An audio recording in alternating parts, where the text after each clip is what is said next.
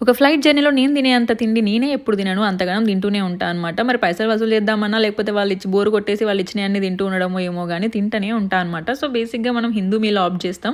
నా 14 అవర్స్ జర్నీలో నేనేమేమి తిననో మీకు చూపిస్తా. వెల్కమ్ డ్రింక్ అయిపోగానే ఈ హిందూ మీల్ బ్రేక్‌ఫాస్ట్ వచ్చిందనమాట. ఇడ్లీ, చిన్న మసాలా దోస అండ్ సైడ్‌కి ఉప్మా కూడా ఇచ్చేసిండ్రు. ఆ 3 ఏసేసినా సైడ్‌కో డ్రింక్ నడుస్తూనే ఉన్నది. దాంతో పాటు ఆ 3 ఫినిష్ అవ్వగానే ఫ్రూట్స్ ఉన్నాయి.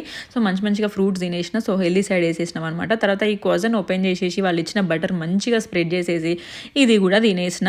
డ్రింక్ ఇంకా నడుస్తూనే ఉంది. అండ్ యోగర్ట్ ఇచ్చిన దానికి ప్లేస్ లేదు కానీ దాచిపెట్టుకున్న తర్వాత తిందామని మధ్యలో ఒక 1 అవర్ తర్వాత ఒక మంచి కాఫీ తెప్పించుకొని కాఫీ తాగి మంచిగా స్క్రీన్లో ఏదో మూవీ చూసాను అనమాట. తర్వాత ఫ్లైట్ చేంజ్ అయిపోయింది. తర్వాత నెక్స్ట్ దాంట్లో మనకు మంచి పఫ్ పేస్ట్రీ ఇచ్చినట్టు దాంతోపాటు మళ్ళీ ఒక డ్రింక్ నడిచింది. ఆ తర్వాత మంచిగా డెజర్ట్ కూడా ఇచ్చిండ్రు. బట్ డెజర్ట్ మనం ఎక్కువ తినలేము. అందులో మీకు 3 ఐస్ క్రీమ్లలో మనం ఒకటే తిన్నాం అనమాట.